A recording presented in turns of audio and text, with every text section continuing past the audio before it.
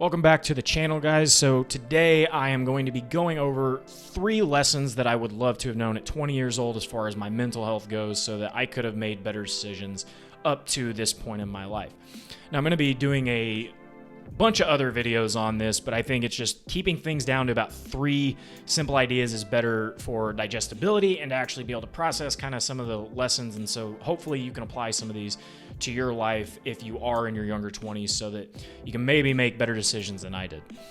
So the first lesson was that your emotions are a prediction-based system. When we feel an emotional reaction or something is just going off in life and we're kind of stressed out, we're anxious, we're depressed, we shouldn't easily trust our emotions because what they do is our brain is making predictions based off past experiences in order to save energy for it to be able to run the body and do everything it needs to because the brain uses 20% of the body's energy. What it seeks to do is to make all these connections in the past in order to make an optimal decision for us, so it's doing it for our benefit, but we know that situations are different, and different situations require different sets of actions.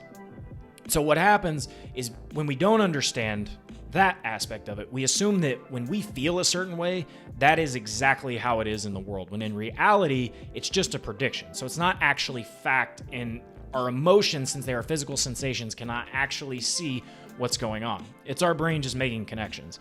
And if I would have understood this better, I would have been able to have handled rejection better in dating because I would have understood that everybody's different. Everybody has different types of people that they like. They respond to different types of talking, conversation.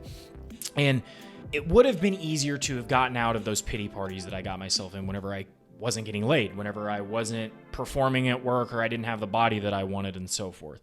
So I think understanding that your emotions are simply predicting based on the past, but that does not mean that we can't change our reactions going forward. It just requires more energy, and our brain doesn't want to use that energy. That's why we have to make conscious decisions in order to change the way we feel about certain scenarios and why it actually takes work.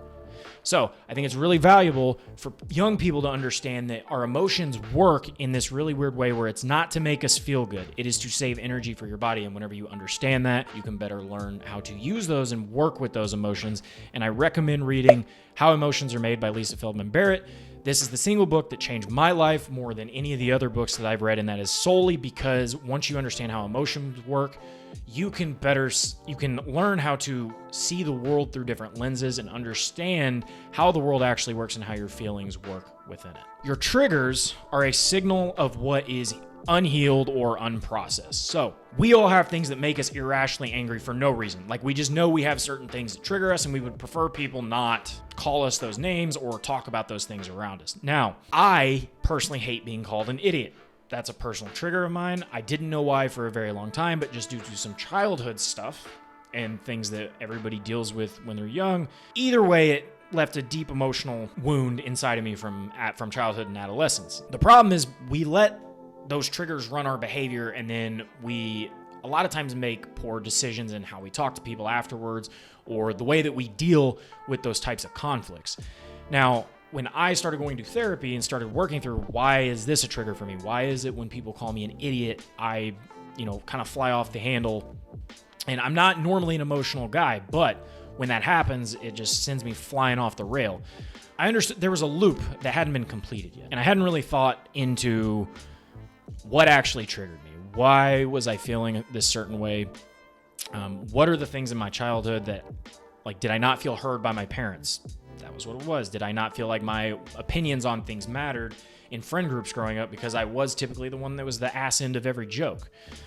So it would have been nice to have understood that in my earlier 20s so that I could have better learned to heal and cope with those things. That way my relationships were better and I would have been more productive earlier on so I didn't make all the mistakes that I did and didn't become a recluse there for a couple years after college, all because I wasn't able to process unhealed wounds and triggers. People wouldn't have had to have walked on eggshells around me because they didn't know what was going to trigger me or not. Go to therapy, figure it out, learn the things that make you upset and why they do. And more times than not, there is some sort of wound or something in you that you have not been able to process to the fullest extent. Comparison is going to destroy your self-esteem. In today's social media age, we are constantly bombarded with teen and early 20s entrepreneurs making millions of dollars or having the jacked body that they want, these YouTubers that pop off millions of subscribers,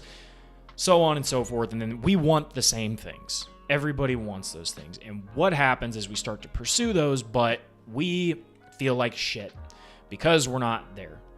I noticed this one day. I was just scrolling on Instagram and I noticed my mood immediately shifted from being in a good place to being in a bad place. And that was solely because I subconsciously was comparing myself to where I was compared to the people that were younger than me that were more successful than I was. And things that we don't take into account whenever it comes to comparison is a lot of these kids come from favorable situations. Like they have more money to start off with, so they have more time to go do these types of things rather than go and get an actual job to make money for their family. I had to go get jobs, take out extra loans to help pay for my family so that they weren't struggling. And we don't take into account all of everybody starts at a different place. Some people have a head start. Others of us have to start from further back. And if I would have known this, I feel I would have been able to have coped better with understanding that things are going to take time. And if I could have started at 20 years old with a 10-year vision instead of a 10-day vision, then I would be further along than where I am now. Fortunately, I was able to figure this out over, probably about the last year and a half, and I have a much broader timeline, and, hindsight's 20/20. We all wish we could go back and do certain things, but comparison leads to worthlessness. It leads us to feeling like we are not good enough where we are at now. And the truth is we may not be good enough where we are now. But by understanding that everybody starts at different places, we can understand, okay, we can still get to that. We're just going to get there later. We're going to have to put our head down and work, and we might have to do some things that other people don't have to do, and that's just part of life. Some people have advantages over others. If you live in America, you automatically have advantages over a lot of the countries around the world. So what I wish that my 20-year-old self should do, and what I think most of you should do, is laser focus in on your journey. And it's cliche, but focus on the improvements that you are making and not what other people have, because there are so many things behind the scenes that we don't know that go on that other people could have had things handed to them. We don't know. Focus on yourself. You'll stop feeling as worthless. I promise. I feel so much better about who I am now after I was able to realize this and cut off social media. I started getting off social media anytime I felt that way, putting it away for 3-4 hours. And now I have set times when I look at social media because I know that my mind tends to go into that comparison mindset if I spend too much time on it. Let me know if any of these have helped you or if you would like more clarification on some of these things. As I said before, I'm going to be doing multiple videos on these types of lessons and things I've learned. So I would love to hear about, if you guys have questions or if there's anything that anybody else has struggled with that I might be able to give my own personal insight on. So I'll see you next time.